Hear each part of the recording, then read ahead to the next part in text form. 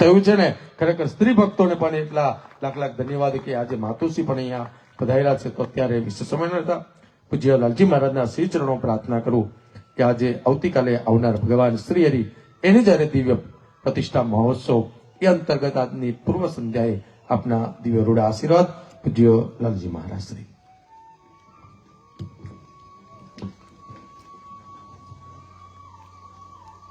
ભવ સંભવ ભીતિ ભેદનમ સુખ સંપદ કરુણા નિકેતનમ વ્રતદાન તપ ક્રિયાફલમ સહજાનંદ ગુરુ ભજે સદા વર્ણિવે શર્મણીય દર્શનમ મંદહાસ્ય રુચિરાનનાંબુજમ પૂજિતમ સુરનરોત્તમે મદ ધર્મનંદન મહં વિચિંતય ત્વં સુકાંત વૃતમ કાંતમ ત્વં કાંતમ સર્વદોગતમ ત્વં ગતે દ્વૈગ દેવત્વમ ત્વં વંદે ભક્તિકાસિતમ.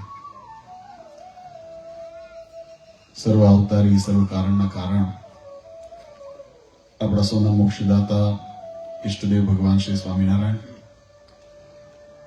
સ્વામિનારાયણ સંપ્રદાય દક્ષિણ વિભાગ અધિષ્ઠાતા દેવ વડતાલવાસી શ્રી લક્ષ્મીનારાયણ દેવ હરિકૃષ્ણ મહારાજની છત્ર છાયામાં શિવપુરીને આંગણે મૂર્તિ પ્રતિષ્ઠા મહોત્સવના દિવ્ય પ્રસંગે સભામાં ઉપસ્થિત ધર્મકુળ આશ્રિત વાલા સર્વે અમારા સંતો પાર્ષદો, શ્રીજીના લાડીલા ધર્મકુળ આશ્રિત વાલા સર્વે સત્સંગી હરિભક્તો, સર્વ ધર્મ પ્રેમી સજ્જનો, સર્વ મોક્ષ ભાગી જીવાત્માઓ, દરેક ભક્તજનોને અમારા હૃદયપૂર્વક જય સ્વામિનારાયણ. વાલા ભક્તો, આજે શિવપુરીને આંગણે આનંદનો સમુદ્ર જાણે હિલોળા લેતો હોય એવું દિવ્ય વાતાવરણ અત્યારે આપણને લાગે છે.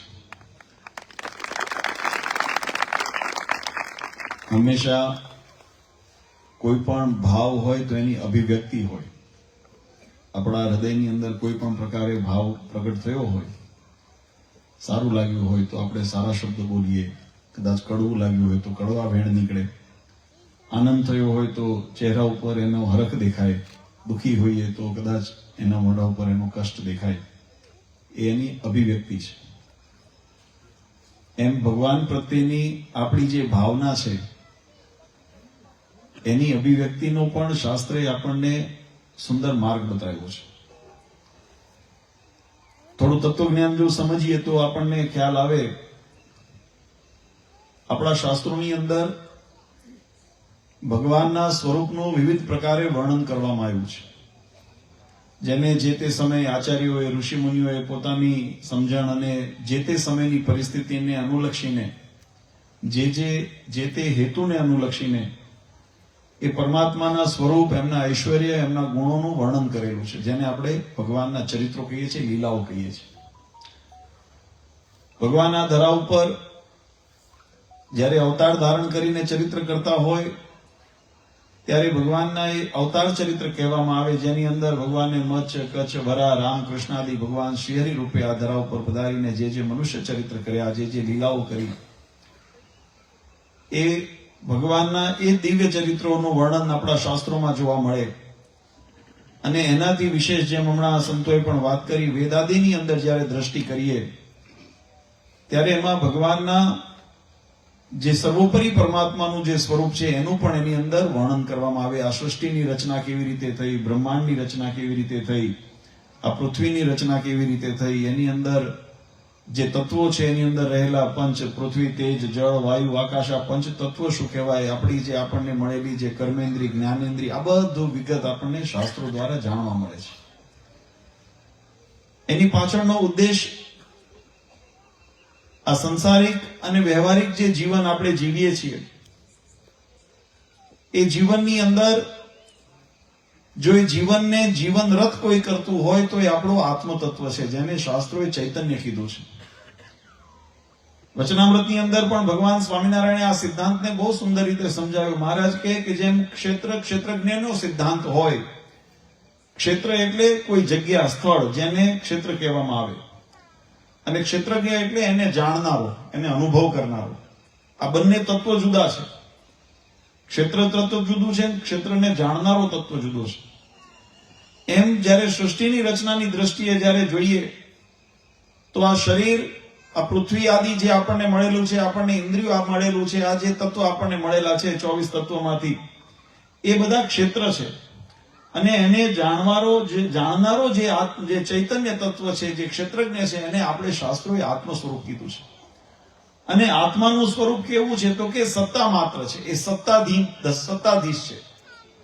પણ યુગ પ્રભાવે કરીને, અજ્ઞાનતાએ કરીને, અણસમજણે કરીને જીવાત્મા પોતે જ્યારે પોતાના અધિકારની અંદર આવેલા જે શરીર આદિ જે સંપત્તિ છે, એ સંપત્તિ અથવા તો જે વિષયો છે, એ વિષયને જ્યારે આધીન બની જાય છે, એટલે સત્તાના અધિકારમાંથી એ ગુલામીમાં જતો રહે છે. આ મનુષ્ય દેહ જીવાત્માને મળ્યો, આ એક પ્રકારની બંધન છે, આપણી ગુલામી છે. લગ 84 ફેરાની અંદર જીવાત્મા કર્મ કરે છે, અને કર્મ કરતાની સાથે એના જે ફળની નિર્મિતિ થાય છે, એ ફળના નિર્માણને કરીને એ પોતાના ફળને ભોગવવા પ્રારબ્ધ યોગે કરીને સંસારની અંદર જન્મ ધારણ કરે છે, ફરી મૃત્યુ પામે છે, ફરી જન્મ ધારણ કરે છે, ફરી મૃત્યુ પામે છે. પણ આ જન્મ મરણની ભટકણમાંથી જીવાત્મા એ મુક્ત થઈ શકતો નથી. ત્યારે એ જન્મ મરણના બંધનમાંથી જીવાત્માને કેમ મુક્ત થવાય, કર્મના બંધનમાંથી જીવાત્માને કેમ મુક્ત થવાય, તો એના માટે શાસ્ત્રોએ બહુ સુંદર કારણ બતાવ્યું કે કોઈ પણ નિમિત્ત જ્યારે હોય, નાસ્તિ મૂલમ કુતઃ શાખા, મૂળ નાશ કરો તો એની શાખાનો નાશ થાય. તો જન્મ મરણનું કારણ શું છે? તો શાસ્ત્રોએ કીધું જન્મ મરણનું કારણ છે જીવાત્માનું કર્મ. જીવાત્મા જેવા કર્મ કરે છે, અવશ્યમેવ ભોક્તવ્યમ કૃત કર્મ શુભાશુભમ. જીવાત્માએ જાણે અજાણે સારા નરસા જે પણ કર્મ કર્યા હોય, એ કર્મના ફળ સાથે એ જીવાત્મા બંધાય છે, અને ફળને ભોગવવા માટે પુનરપી જનનમ પુનરપી મરણમ પુનરપી જનની જઠરે શયનમ. આ જીવાત્માને જન્મ પછી મનુષ્યનું શરીર હોય તોય ભલે, કે પશુ પ્રાણીનું શરીર હોય, કે પક્ષીઓનું શરીર હોય, કે વૃક્ષ વેલીનું શરીર હોય, કોઈ પણ શરીરને જીવાત્મા ધારણ કરે, પણ એ હકીકતે પોતાના કર્મને ભોગવવા માટે ધારણ કરે છે. ત્યાં કર્મ નિર્લેપ કેમ થાય? જીવાત્માને જો કર્મમાંથી મુક્તિ મળે તો જ મનુષ્ય જન્મ મરણ ચક્રમાંથી જીવાત્માને મુક્તિ મળે. તો આ કર્મ નિર્લેપ કેમ કરવું? આનો એક બહુ મોટો પ્રશ્ન તત્વચિંતકોને થયો. ત્યારે શાસ્ત્રોનો સાર અને આધાર લઈને જે આપણને ઋષિમુનિઓએ અથવા તો જે આપણા સંપ્રદાયની અંદર આચાર્યોએ અથવા તો જેમ ભગવાન સ્વામિનારાયણે સ્વયં વચનામૃતની અંદર આપણને ઉપદેશ આપ્યો. મહારાજ કે જીવાત્મા જે પણ કંઈ કર્મ કરે છે, કર્મ 3 ગુણે કરીને કરે છે, રદ, સત અને તમ.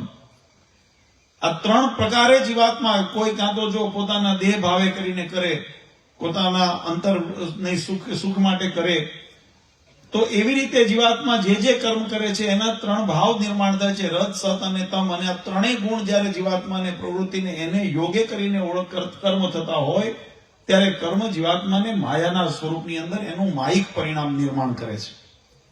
અને જ્યારે આ 3 ગુણથી એક કર્મ પર થઈ જાય, ત્યારે એ નિર્ગુણ બની જાય છે.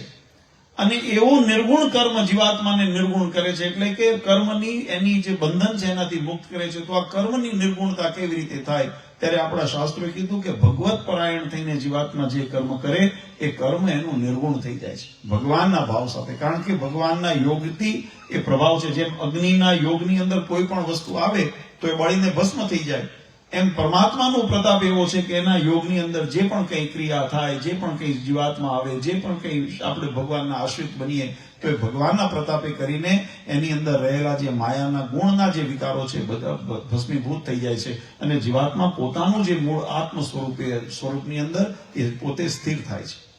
અને એ સ્થિતિને આપણા શાસ્ત્રોએ બ્રહ્મ સ્થિતિ કીધી.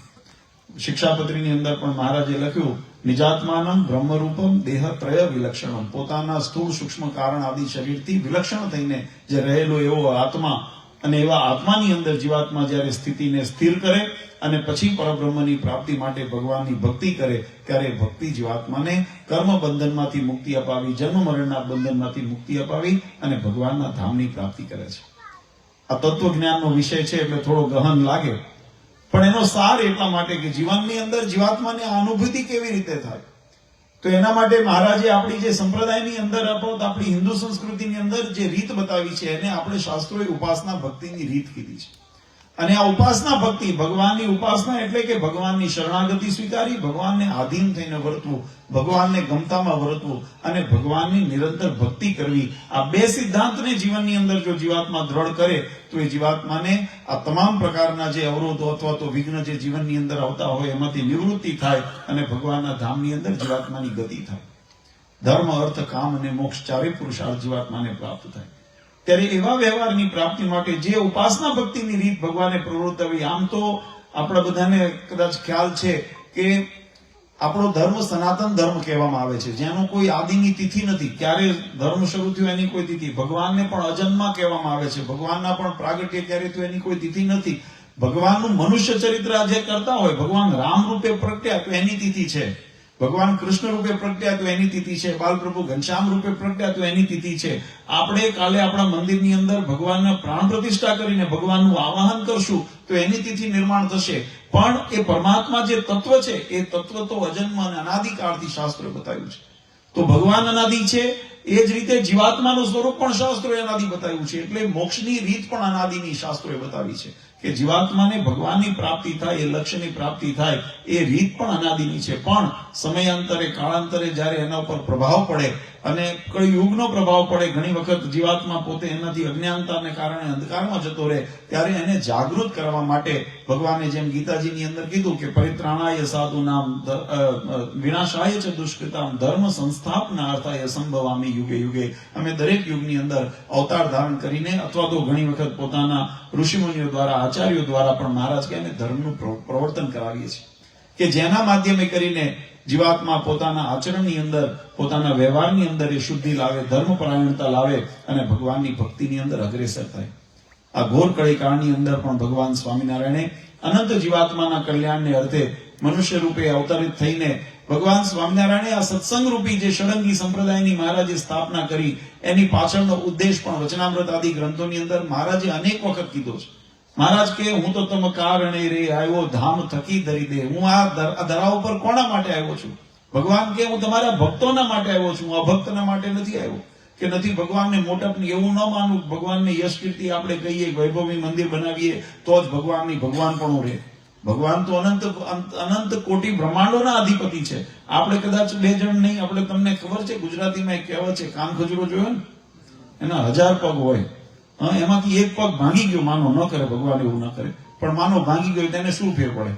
999 હાલે ને, એનાથી હાલી શકે ને, થોડું કષ્ટ થાય જયારે ભાંગ્યો હોય, પણ પછી તો એને ટેવાઈ જાય, તો એનાથી હાલતા હોય. એને 1000 પગ હોય, તેમ આટલા અનંત બ્રહ્માંડોની અંદર કદાચ એક જીવ એવું વિચારે કે મારે ભગવાનને નથી ભજવા, તો હું ભગવાનને નથી માનતો, તો એનાથી ભગવાનને કોઈ ફેર પડવાનો નથી. પણ એટલું ચોક્કસ થાય કે જે ભગવાનથી વિખોટો પડ્યો, જે ભગવાનથી દૂર ગયો, એને આ ભવસાગર તરવા માટેનો આશ્રય નથી કોઈ, એને કોઈ એવો સહારો નથી કે જે જીવાત્મા એ આ ભવસાગર તરીને ભગવાનના ધામમાં અથવા તો જન્મ મરણના ચક્રથી મુક્ત થઈ શકે, કારણ કે એને ભગવાનથી સંબંધ તોડી નાખે. તો ભગવાન સાથે જેનો સંબંધ છે, ભગવાનનો જેને યોગ છે, એવા જીવાત્માને, એના માટે, એવા ભક્તોને રાજી કરવાને માટે ભગવાનના ધરા ઉપર પધારતા હોય. અને મહારાજે કીધું જીવાત્માના કલ્યાણ માટે જયારે ભગવાનના ધરા ઉપર આવે ત્યારે ભગવાનના ચરિત્રોની અંદર, ઉપદેશોની અંદર જીવાત્માને માટે ધર્મ, અર્થ, કામ, મોક્ષ ચારે પુરુષાર્થની સિદ્ધિ કેમ થાય એનો તમામનો સમન્વય કર્યો હોય. હમણાં જેમ આપણે આજે શિક્ષાપત્રી જયંતિનો મહિમા આપણે સાંભળ્યો કે ભગવાનને એની અંદર તમામ પાસાઓને, તમે ગીતા, તમે કોઈ વખત ગીતાજીને અભ્યાસ કરો અથવા ભાગવત તમે વાંચો, રામાયણ તમે વાંચો, તો આપણને ખ્યાલ આવે કે એની અંદર ભગવાને જીવનના તમામ પાસાઓને કેવી રીતે અંદર આવ્યા કે મનુષ્ય જીવન એક આદર્શ જીવન બની શકે. અને આપણે બીજા અન્ય શરીરધારી પ્રાણીઓથી આ મનુષ્ય દેહ કેમ જુદો ગણવામાં આવે છે એનો ભેદ આપણને સમજાય. નહીતર આપણામાં પશુમાં ભેદ શું રહે? જો આપણે કૂતરા જેવો વ્યવહાર કરીએ, આપણે ગધેડા જેવો વ્યવહાર કરીએ, આપણે બળદ જેવો વ્યવહાર કરીએ, ઘણા કરતા હોય છે, આપણે કેવું પડતું હોય છે જગતની અંદર કે હવે પેલા માણા થા કહીએ છે ને. કોઈ બહુ તોફાન કરે તો આપણે કહીએ કે આનો સ્વભાવ વાંદરા જેવો કહીએ ને. કોઈ બહુ ચંચળ હોય તો એને કહીએ કે આનો સ્વભાવ આના જેવો છે. તો દરેક વ્યક્તિની અંદર પ્રકૃતિ રહેલી છે, પણ એ પ્રકૃતિથી વિશેષ આપણને શું મળ્યું છે? તો ભગવાને આપણને તક આપી છે. કઈ તક? કે આપણે ભગવાનને ભજીને પોતાના ધામની, ભગવાનના ધામની પ્રાપ્તિ કરી શકીએ, પોતાના કલ્યાણને. એ જે તક મળી છે ને, એ અવસર એ મનુષ્ય દેહને મળ્યો છે. એટલા માટે સંતોએ હમણાં જે ગાયું ને, આ અવસર કરુણાનિધિ કરુણા બહુ કીધી, મુક્તાનંદ કહે મુક્તિ સુગમ કરી સીધી. જે ભગવાનના ધામની પ્રાપ્તિ અતિ દુર્લભ, અતિ ગહન અને અથક કઠણ માર્ગે કરીને પ્રાપ્ત ન થાય, જે માયાને ગીતાજીની અંદર ભગવાને બહુ સુંદર વાત અર્જુનજીને કીધી કે અર્જુન, મારી માયાને તરવી અતિ દુષ્કર છે. કોઈ ભલભલા સિદ્ધ ને બહુ સિદ્ધિને પામેલા હોય, સામર્થ્યવાન હોય, તો પણ મારી માયાને તરવા માટે સમર્થ નથી. મારી માયાને જો તરવી હોય તો એના માટે એક જ માર્ગ બતાવ્યો, ભગવાનના આશ્રયમાં રહેવું પડે, ભગવાનના સાનિધ્યની અંદર રહેવું પડે, ભગવાનના યોગમાં રહેવું પડે, તો એ માયા તરાય, નહીતર ભગવાનની માયા તરાતી નથી. કારણ કે માયાનું પ્રબળ જોર છે. તો ભગવાનના એ સાનિધ્યની પ્રાપ્તિ જીવાત્માને થાય, માયા આપણને ન નડે અથવા તો આપણા કર્મફળ આપણને ન નડે, એના માટે આ ભગવાનની શરણાગતિનો જે સિદ્ધાંત એના માધ્યમથી કરીને જીવાત્મા ઉપાસના ભક્તિને દ્રઢ કરે. અને ભગવાન સ્વામિનારાયણે પણ એ જ સિદ્ધાંતને પ્રવર્તવા માટે મહારાજે આ ધરા ઉપર મનુષ્યતાનું ધારણ કર્યું. અનંત પોતાના લીલા ચરિત્રો દ્વારા, ઉપદેશો દ્વારા, શાસ્ત્રો દ્વારા ભગવાને આપણને સદમાર્ગની પ્રાપ્તિ કરાવી. અને સાથે સાથે મહારાજે શિક્ષાપત્રી આદિ ગ્રંથોની અંદર એનું વરદાન પણ આપ્યું. મહારાજ કે અમારી બાંધેલી આજ્ઞામાં રહી અને અમારું જે ભજન કરશે એ આલોક અને પરલોકની અંદર પરમ સુખને પામશે. અને કદાચ કોઈ કુબુદ્ધિવાળા જીવ આનું ઉલ્લંઘન કરશે તો આ સંસારમાં પણ કષ્ટને પામશે અને અંતે મોક્ષની પણ પ્રાપ્તિ નહીં થાય. એટલે કે કદાચ યમપુરી કે જન્મ મરણના ચક્રની અંદર ભટકવું પડશે, પણ એ જીવાત્મા મહાકષ્ટને પામશે, એવું શિક્ષાપત્રીમાં મહારાજે લખ્યું. તો આ જે આપણને પ્રાપ્તિ ભગવાને કરાવી છે એ પ્રાપ્તિને પોષણને માટે ભગવાન સ્વામિનારાયણે જો પોતાની મનુષ્ય લીલા જયારે સંકેલીને આપણે કથા ઘણી વખત સાંભળી છે, ત્યારે મહારાજે 3 સંકલ્પ કર્યા આપણને વિચારીને. મહારાજે ભવિષ્યની પેઢીને વિચાર્યું, નહીતર તો મહારાજના સમકાલીન સમયમાં જે ભક્તો ભગવાનના દર્શન થયા, ભગવાનની સેવા કરી, ભક્તિ કરવી, એનું તો કલ્યાણ થયું જ, પણ મહારાજને એમ થયું કે ભવિષ્યની પેઢીની અંદર વ્યાવતચંદ્ર દિવાકરો જ્યાં સુધી સૂર્ય ચંદ્ર તપે ત્યાં સુધી આવનાર ભક્તોને પણ આનો લાભ મળે. એટલા માટે મહારાજે 3 ગુણ સંકલ્પ કર્યા. અને 3 ગુણ સંકલ્પની અંદર પહેલું મહારાજે સંકલ્પ કર્યો કે અમે મંદિરો નિર્માણ કરાવીએ અને મંદિરોની અંદર પોતાના સ્વસ્વરૂપો મહારાજ કે અમે પધરાવીએ, જેના માધ્યમે કરીને જીવાત્માને આશ્રયનું સ્થાન મળે. આ જીવાત્માને ક્યાંક જો શાંતિ જોઈતી હોય ને, દરેક સ્થાનનો પોતાનો પ્રભાવ છે. તમે કદાચ એનો અનુભવ ખબર નહીં મને થતો હોય કે જેમ આપણી સૃષ્ટિની અંદર છે ને, નાદને બ્રહ્મ કહેવામાં આવ્યો છે. શબ્દ બોલીએ ને એને બ્રહ્મનું સ્વરૂપ આપવામાં આવ્યું છે. તમે જો કોઈને અનુભવ કરજો, કોઈને તોછડા વચન કહેજો તો એને સારું લાગશે, તમને લાડવા ખવડાવશે, પેંડા ખવડાવશે, એ શું કરશે? એને પ્રતિક્રિયા એવી જ આવશે ને. કેમ? એ રિએક્શન ક્યાંથી આવ્યું? એ તમારા વાઇબ્રેશન જે તમારા અંદરથી નીકળ્યા ને, એ વાઇબ્રેશનનું રિએક્શન એની અંદરથી આવ્યું. તો એ શક્તિ એના મનની અંદર ઉદ્વેગ ઉત્પન્ન થયો. કોઈ પણ વ્યક્તિને તમે કોઈને મીઠા વચન કહો, સારું લાગે, એના વખાણ કરો અથવા તો એને બિરદાવો તો એને કેટલી આનંદ. તો એ આનંદની અનુભૂતિ ક્યાંથી ઉત્પન્ન થઈ? તમારા શબ્દના માધ્યમથી. તો એ શબ્દની અંદર એટલી શક્તિ રહેલી છે કે જે શક્તિ સામલા વ્યક્તિને, જે તમારી સાથે કોઈ કનેક્શન નથી, પણ છતાંય તમારા વાણીને સાંભળીને જો એના જીવનની અંદર એના મનોભાવ ઉપર જો એની અસર નિર્માણ થતી હોય અને એને ઉદ્વેગ આવતો હોય, એને ક્રોધ આવતો હોય, અથવા તો એને શાંતિ અનુભવાતી હોય, આનંદ અનુભવાતો હોય, તો એ અનુભૂતિની અંદર, નહીં તો તમારી કોઈ છેડા, આપણે વાયરની અંદર છેડા લાગેલા હોય, બરાબર, અહીંથી કરંટ પાસ થાય તો અહીંયા સુધી જાય તો એને ખબર પડે. એમાં આપણો તો કોઈ કરંટનો એવો છેડો લાગેલો નથી, પણ છતાં એ શક્તિ કઈ હતી, એ ઉર્જા કઈ હતી? તો જે નાદ નીકળ્યો ને, શબ્દ જે નીકળ્યો, એ શબ્દની અંદર એ તાકાત રહેલી છે. તો એ જ રીતે શબ્દની તાકાત. આ તો એક લૌકિક દ્રષ્ટાંત આપ્યું સમજવા માટે, પણ આ તો લૌકિક આપણી દ્રષ્ટાંતની વાત થઈ. પણ એ જ નાદની અંદર, એ જ ભગવાનના નામ સ્મરણ જ્યારે જીવાત્મા આર્તનાદ, હૃદયની ભાવના ઊંડાઈથી ગહેરાઈથી જ્યારે કરે ને, ત્યારે પરબ્રહ્મ સુધી એના વાઇબ્રેશન્સ પહોંચતા હોય છે. અને એ પરબ્રહ્મ, જેમ મનુષ્યને એના ઉદ્વેગો અથવા તો આનંદની અનુભૂતિ થાય, એ શબ્દથી એના હૃદયની અંદર પરિવર્તન, વિચારો થવા માંડે, એમ ભગવાનની જેને ભક્તિના માર્ગની અંદર. એટલે છે ને, કળિયુગની અંદર નામ સંકીર્તનનો મહિમા બતાવ્યો કે કળિયુગની અંદર જેમ સતયુગ હતો ને ત્યારે મોટા મોટા તપના મહિમા બતાવ્યો કે મોટા મોટા ઋષિમુનિઓ હજારો વર્ષો તપશ્ચર્યા કરતા. જયારે ત્રેતાયુગ આવ્યો ત્યારે યજ્ઞ મોટા મોટા થતા, અનુષ્ઠાનો મોટા મોટા થતા. દ્વાપરની અંદર પરિચર્યા એટલે ભગવાનની સેવા પરાયણતા અને ભગવાનના વિવિધ સાધનો, ઉપચારો કરીને જે સેવા ભાવથી આપણે અર્પણ કરવું. ભગવાન કૃષ્ણને જો એટલા માટે લાડ લડાવવામાં આવે છે, એને શણગાર રસથી ભગવાનને સજાવવામાં આવે છે. ભગવાનના આપણે જયારે ઉત્સવ આવે ને ત્યારે તમે જુઓ તો વિવિધ, અને એમાં જયારે વૈષ્ણવ સંપ્રદાયના ભક્તો એને લાડ લડાવે છે. એ જે પોતાના ઉપચારે સહિત ભગવાનની જે પરિચર્યા કરવી, એનાથી મોક્ષની વાત બતાવી. પણ કળિયુગની અંદર ભગવાને નામ સંકીર્તન, ભગવાનનું ભજન કરો ને તો પણ મહારાજ કે જીવાત્માનું કલ્યાણ થાય. એટલો સરળ મહારાજે એટલે કીધું, મુક્તાનંદ કહે મુક્તિ સુગમ કરી સીધી. આ સુગમતા ભગવાને કરી, પણ એની રીત બતાવી કે આ ભગવાનના નામ સ્મરણની અંદર આ શક્તિ રહેલી છે.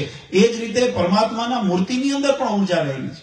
એ મૂર્તિને જયારે આપણે વેદોક્ત મંત્રથી અથવા તો પુરાણિક મંત્રથી જ્યારે એની અંદર આવાહન કરીએ ત્યાર પછી એ ચિત્ર કે ધાતુની પ્રતિમા રહેતી નથી, એની અંદર ભગવાન તત્વનો એની અંદર આવિર્ભાવ થાય છે. અને ઘણી વખત આપણને એમ થાય કે ભાઈ અમને કેમ દેખાતા નથી, ભગવાન બોલતા નથી. હા, મૂર્તિનું હમણાં જેમ સંતોએ કીધું ને, ભગવાનના સ્વરૂપ કેવા છે કે આપણે લાડ લડાવવા પડે, આપણે જગાડવા પડે, કોડાડવા પડે, ધરાવવું પડે, એ આપણે કરવું પડે. તો એની પાછળનું કારણ એ નથી કે ભગવાનમાં સામર્થ્ય નથી. ભગવાનની અંદર સામે પણ ભગવાન આપણને તક આપે છે કે તમારો ભાવ કેવી રીતે તમે અર્પણ કરો. મહારાજે પણ એ વિચાર્યું, ભગવાનના સમકાલીન સમયની અંદર જ્યારે ભક્તો થાળ લઈને આવતા, શણગાર લઈને આવતા, ભગવાનને ભાગા ધરાવતા, ભગવાન અતિ પ્રસન્ન થતા. મહારાજ કીધું હવે અમારા મનુષ્ય લીલા સંકેલ્યા પછી કોઈ ભક્તને એવો ભાવ થાય ને અમને કંઈ અર્પણ કરવું હોય તો મહારાજ કીધું અમારા પધરાવેલા દેવો એટલે વડતાલ, ગરડા, જુનાગઢ, ધોલેરા, અમદાવાદ, ભુજ, વારાજી 6 ધામ બનાવ્યા અને પોતાના સ્વરૂપો પધરાવ્યા. મહારાજ કીધું આની અંદર અખંડ અમારો વાસ છે. જેમ અક્ષરધામની અંદર અમારું સ્વરૂપ રહેલું છે એ જ સ્વરૂપ આ મૂર્તિની અંદર અમે આ મૂર્તિમંત અમે રહેલા છીએ. તમે અહીંયા જે પણ તમારો ભાવ અર્પણ કરશો એ અક્ષરધામમાં અમારા સુધી પહોંચે એવું મહારાજે બિરદાવ્યું. પહેલો સંકલ્પ મહારાજે મંદિરોનો પૂર્ણ કર્યો. પછી મારો મહારાજને વિચાર આવ્યો હશે કે ભાઈ આ તો મંદિર અમે 6 બનાવ્યા, પણ બધા ભક્તોને ઘરે ઘરે જ્યારે આવો અથવા ગામે ગામ આવો સુખની અનુભૂતિ કરવી હોય એટલે મહારાજે એક વિશેષતા આપણને શિક્ષાપત્રીની અંદર આજ્ઞા કરી કે અમારા આચાર્યોએ જે મૂર્તિની પ્રતિષ્ઠા કરી હોય એ પણ એટલી જ પૂજનીય ઉપાસ્ય છે કે જેનું ધ્યાન ભજન ભક્તિ કરો તો તમને એ જ ફળની પ્રાપ્તિ થાય. અન્યથા કોઈ બીજા સ્વરૂપો હોય તો મહારાજ કે નમસ્કાર કરવા પણ એનું ધ્યાન ભજન ઉપાસના થાય નહીં. એટલા માટે આ શિક્ષાપત્રીની અંદર મહારાજે અધિકાર આપ્યો. અને એ પરંપરાની અંદર આપણા ગામની અંદર જેમ પ્રસાદીના સ્વરૂપો, જેને નરેન્દ્ર પ્રસાદજી મહારાજ હમણાં જ આપણે યાદ કર્યું, પૂજ્ય નરેન્દ્ર પ્રસાદજી મહારાજશ્રીએ જે મંદિરની આરતી કરી, પૂજ્ય મહારાજશ્રીએ જે મંદિરની અંદર આવીને આરતી કરી. અને અમે પણ જ્યારે પહેલી વખત આવ્યા હતા, આવો રાતનો જ સમય હતો અને આ અંધારા જેવું હતું. અમે આ બાજુ સત્સંગના લગભગ 95-96 ની વાત છે.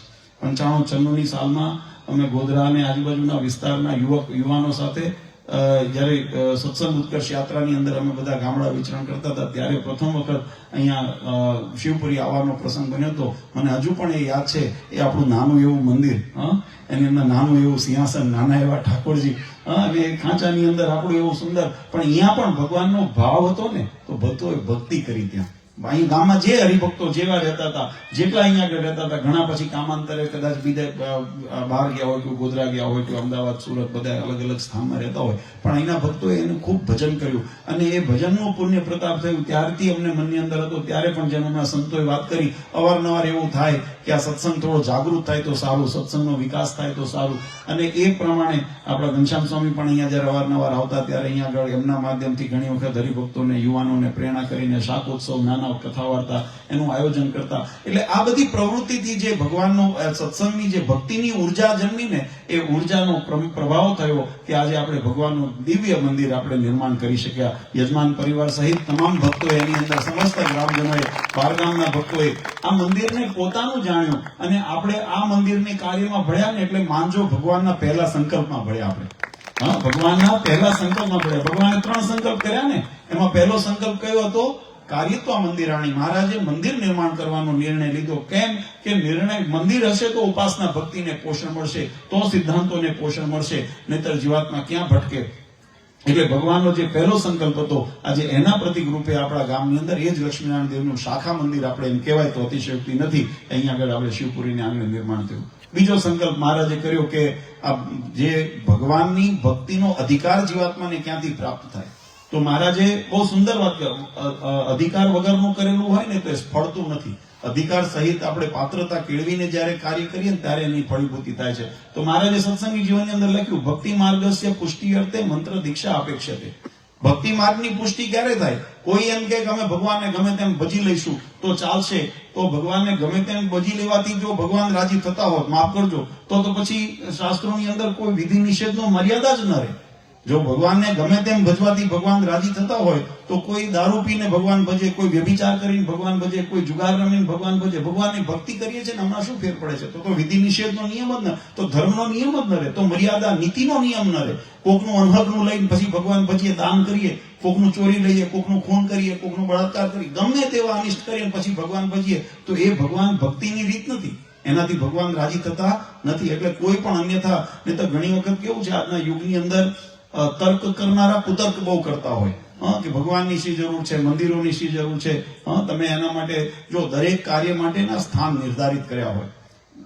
કોઈને પહેલા જમાનાની અંદર એક દ્રષ્ટાંત આપું છું નાનું. કે પહેલા જમાનાની અંદર બાળકોને ભણવા માટે ગુરુકુળોની વ્યવસ્થા કરવામાં આવતી, બરાબર? તો એની અંદર બાળકોને ગુરુકુળની અંદર એટલે કે જે આચાર્ય પોતે ગુરુ હોય એના આશ્રમની અંદર મૂકી દેવામાં આવતા અને ત્યાં ભણતા. અહીંયા આગળ તો વનવેલીની નીચે, જંગલની અંદર ઝાડની નીચે બેસીને બધા ભણતા, બરાબર? આપણે આધુનિક વ્યવસ્થામાં આવ્યા તો એમાંથી પાઠશાળા થઈને, એમાંથી સ્કૂલો થઈને, હવે યુનિવર્સિટી થઈ. તો આ ભણવાનું તો ગમે ત્યાં માણસ ભણી શકે છે, નથી ભણી શકતો?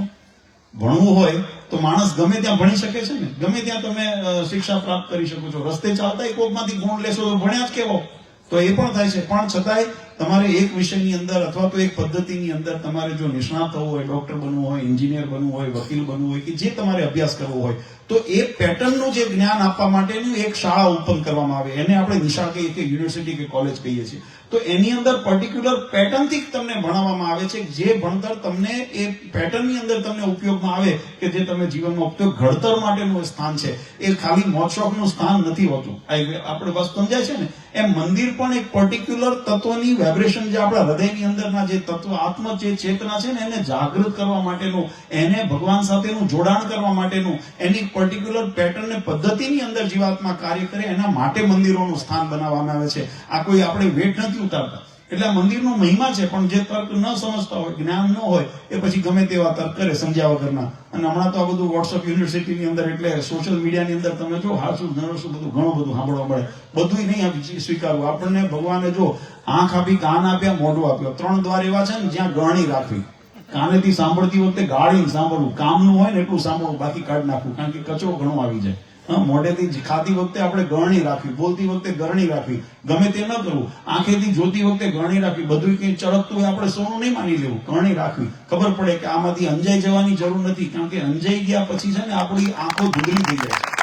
કોઈ વખત આપણે એવું જોઈએ, ઓહો આવડું મોટું આયોજન થયું હતું, આવડા મોટા મંદિરો બની ગયા, આવડી મોટી સંસ્થાઓ થઈ ગઈ, આટલા મોટા ભવ્ય ઉત્સવ થઈ ગયા, એટલે આની અંદર સત્યતા, એવું નથી શાસ્ત્રોએ કીધું.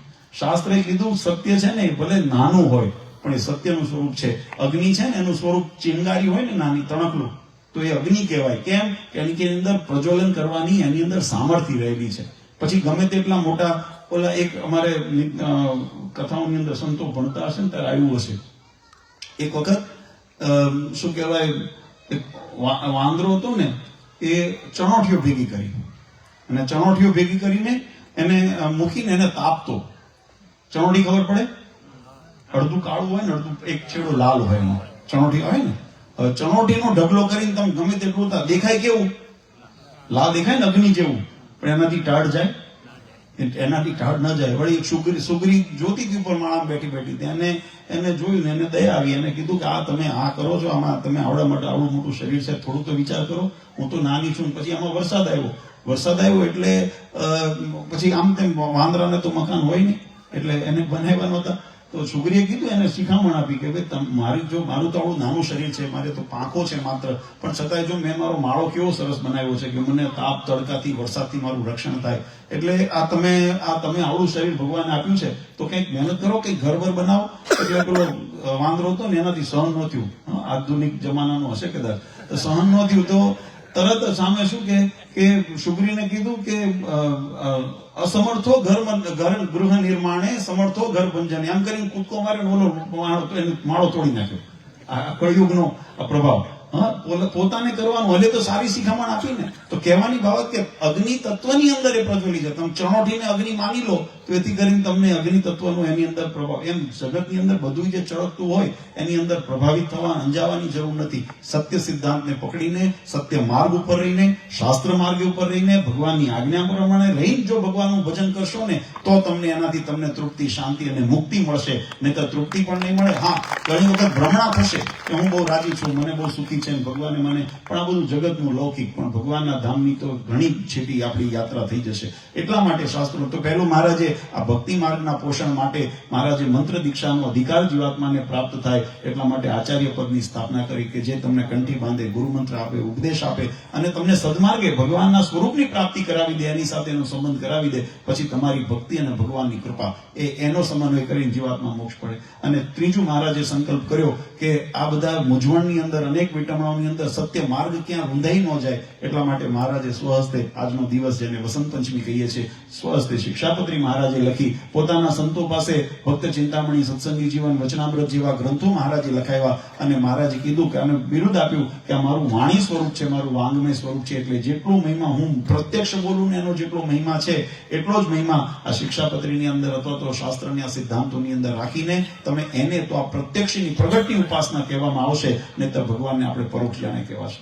તો આ ત્રણ સંકલ્પનો સમન્વય એ આપણા સત્સંગની અંદર અનિવાર્ય મહારાજે કર્યો. અને આજે આપણે ખરેખર ભાગ્યશાળી છે. જેમ હમણાં પૂર્વ વક્તાઓએ પણ કીધું કે શિવપુરી ખાસ યુવાનો આજે તો ખૂબ બધા નાચ્યા કૂદ્યા.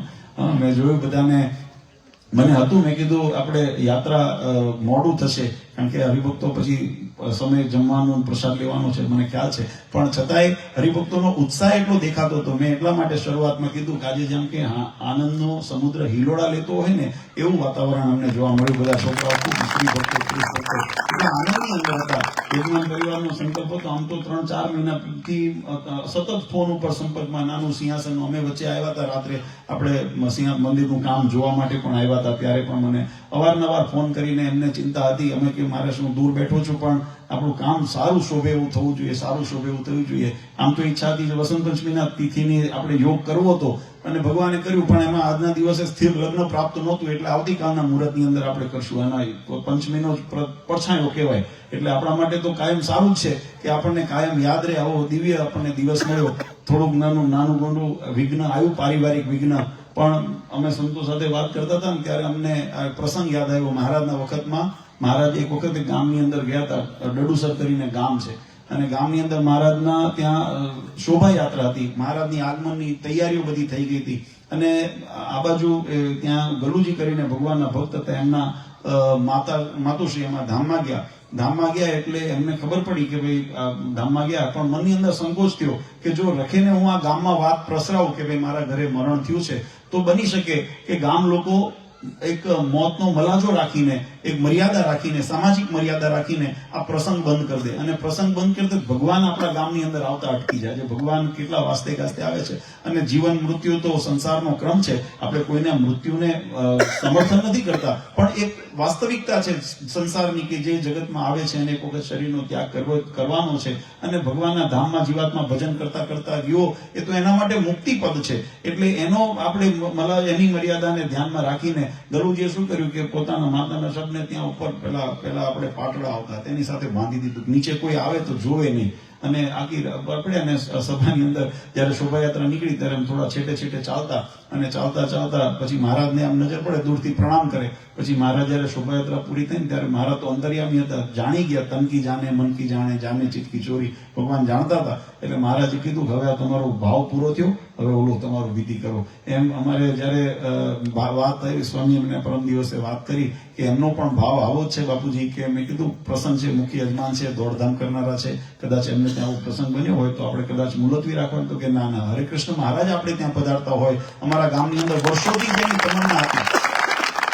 આમ તો જુઓ તો 10-15 વર્ષના તો ઇતિહાસમાં અમે સાક્ષી છીએ, કારણ કે કોરોના પહેલાથી આપણે જયારે મંદિરનું કામ નિર્માણ કરવાનું શરૂ કર્યું ત્યારથી આ સંકલ્પ હતો કે અમારા ગામની અંદર આપણું જે જૂનું મંદિર છે એને આપણે હમણાં વર્ણન સાંભળ્યું, એ નાનું એવું મંદિર હતું, એની અંદર ભગવાન બિરાજતા હતા. હવે અમને વહેલી તકે અમારે દિવ્ય મંદિરની અંદર, નવ્ય મંદિરની અંદર ભગવાનને પધરાવા છે. અને ભાવ હતો એ કે મહારાજ ભગવાન આવતા હોય એનાથી વધારે. તો એમને પણ, યજમાન પરિવારને પણ ખૂબ ખૂબ બિરદાવીએ છીએ કે તમે બધાએ જે આ ધીરજ અને સમજણ રાખી અને સમસ્ત ગામજનોએ આપણે એમના માટે ભગવાનને પ્રાર્થના કરીએ, સદગત આત્માને ભગવાન પોતાના ચરણારવિંદમાં રાખે ને એ પણ રાજી થતા હશે કે આજે અમના પરિવાર દ્વારા આવો શુભ સંકલ્પથી જે કાર્ય આરંભ કર્યો એ ભગવાનનું આજે મંદિર આવતીકાલના મુહૂર્તની અંદર પ્રતિષ્ઠા થવા જઈ રહ્યું છે. ખૂબ સુંદર. વધારે સમય નથી લેવો, પણ પુનઃ એક વખત મંદિરની અંદર હંમેશા કાર્ય કરવું હોય ને ત્યારે એની અંદર અમે કાયમ કહીએ છીએ તાવડી 13 વાના માંગે. એમને રોટલી નથી ખવાતી, 13 વાના ભેગા કરો ને ત્યારે રોટલી તૈયાર થાય. એમ મંદિરના કાર્યની અંદર અમે કાયમ અનુભવીએ છીએ કે તન, મન અને ધન ત્રણેયની આવશ્યકતા પડે. ધનની આવશ્યકતા ધનથી થાય, પણ જો કોઈના તનની આવશ્યકતા, શરીર પરિશ્રમની જરૂર પડે ત્યાં ધ્યાન રાખવું પડે. રાત્રે વહેલું મોડું કોઈ ગાડી આવી હોય, માલ આવ્યો હોય તો ઉતારવું, ધ્યાન રાખવું, ઘણું બધું, એ પણ સેવાની પણ જરૂર પડતી હોય. અને છેવટે ઘણી વખત અમે એ પણ જોયું કે જયારે કોઈ માણસની પાસે કોઈ બીજો ઉપચાર કાર્ય કરવાની સ્થિતિ ન હોય ને તો મનથી પણ ભગવાનને પ્રાર્થના કરે ને કે મહારાજ આવું સત્કાર્ય થાય છે ને એને સફળ કરજો, તો એ પણ મોટી સેવા છે. એટલે તન મન અને ધનથી જે ભક્તોએ આ મંદિરના નિર્માણથી લઈ અને આવતીકાલના મહોત્સવ એટલે પ્રાણ પ્રતિષ્ઠા મહોત્સવ, યજ્ઞ, પ્રતિષ્ઠાનો વિધિ, આ કથા, આ દરેક ઉત્સવની અંદર જેને ભક્તોએ સેવાનો લાભ લીધો છે ને એવા તમામ ભક્તોને ભગવાન ખૂબ સુખ્યા કરે એવી હરિકૃષ્ણ મહારાજ લક્ષ્મીનારાયણ દેવના ચરણારવિંદમાં પ્રાર્થના કરીએ છીએ. વધારે સમય નથી લેવો. ખૂબ આનંદ સાથે આવતીકાલનું સવારનું મુહૂર્ત 8 વાગે બરાબર બધા ભક્તો તૈયાર થઈને આવી જજો. આપણે આરતી 8:30 ની વચ્ચે ભગવાનનો પ્રાણ પ્રતિષ્ઠા વિધિ કરશું. ત્યાર પછી ભગવાન એ મૂર્તિ એ જાગૃત મૂર્તિ થશે. અત્યારે ભગવાનની ચિત્ર પ્રતિમા છે યજ્ઞનારાયણની અંદર, સાક્ષીની અંદર, એની શુદ્ધિ વગેરે કરવામાં આવે. કોઈ પણ પ્રતિષ્ઠાનો વિધિ તમને ટૂંકમાં સમજાવું કે મંદિર જ્યારે અથવા મંદિર નિર્માણ થતું હોય ત્યારે મંદિરની અંદર નાના મોટા કદાચ કોઈ જીવજંતુ આદિની હિંસા થઈ હોય, કોઈ મર્યા હોય, આપણને ખ્યાલ ન હોય, અજાણતા, તો એની શુદ્ધિ કરવામાં આવે. એ જ રીતે મૂર્તિ બનતી હોય તો મૂર્તિની અંદર પણ ઘણી વખત પવિત્રતા અપવિત્રતા જળવાણી હોય. મૂર્તિની અંદર જ્યારે માનો કે આ ધાતુ પાષાણની મૂર્તિ હોય તો એને જ્યારે છીણી હથોડી લઈને એનું કામ કરતા હોય ત્યારે એની અંદર તિખારા વગેરે થયા હોય, એના ઉપર દાગ, આ બધાની એની શાંતિ. આજે જે ધાન્યાવાસ વગેરે જે વિધિ કરવામાં આવે, જલાદિવાસ, ધાન્યાવાસ, એની બધી શુદ્ધિનું કરણ થાય છે. ત્યારે યજ્ઞના નારાયણની સાક્ષી યજ્ઞ નારાયણ આ બધો વિધિ થયા પછી આવતીકાલે હમણાં જેમ રાત્રે કીધું કે રાતનું શુભ ચોઘડિયું જે હશે એ ચોઘડિયાની અંદર ભગવાનની મૂર્તિની અંદર એ સિંહાસનની અંદર પધરાવવામાં આવશે અને સવારનું જે પહેલું સ્થિર લગ્નનું મુહૂર્ત હોય એની અંદર એ ભગવાન તત્વનું એની અંદર આવાહન કરવામાં આવે અને પ્રાણ પ્રતિષ્ઠા કરવામાં આવે. પછી પંચોપચાર પૂજા, પછી આરતી. એટલે આ રીતે આપણો ક્રમ હોય છે પ્રતિષ્ઠાનો. તો એ રીતે કાલના શુભ મુહૂર્તની અંદર આપણે ભગવાનનો આવિર્ભાવ આપણા મંદિરની અંદર કરશું. પછી જેમ શરીરની અંદર પ્રાણ આવે ને શરીર કેમ જાગૃત બની જાય, હૃદય ધબકતું થઈ જાય ને. પ્રાણ ન હોય ત્યારે નિર્જીવ હોય, પણ જ્યારે પ્રાણ તત્વ અંદર આવે એટલે શરીર જાગૃત થઈ જાય. એમ આપણું મંદિર પણ જાગૃત થઈ જશે. આપણું મંદિર પણ ભગવાનના દિવ્ય એવા તેજથી પ્રકાશમાન થઈ જશે. અને ભગવાનના શબ્દોમાં કહું તો અતિશયોક્તિ નથી, આપણું મંદિર અક્ષરધામ બની જશે. આ શિવપુરી અક્ષરધામ બની જશે. ભગવાનનો જે આવિર્ભાવ થતો હોય એની અંદર જરાય નિયમ નથી. કોઈ મનમાં એવું ન લાગે મોટું મંદિર હોય તો જ ભગવાન વસે, મોટા મંદિર હોય તો જ ભગવાન વસે. નાનું મન મહારાજ તો ઝૂંપડીમાં વધારે પસંદ કરતા.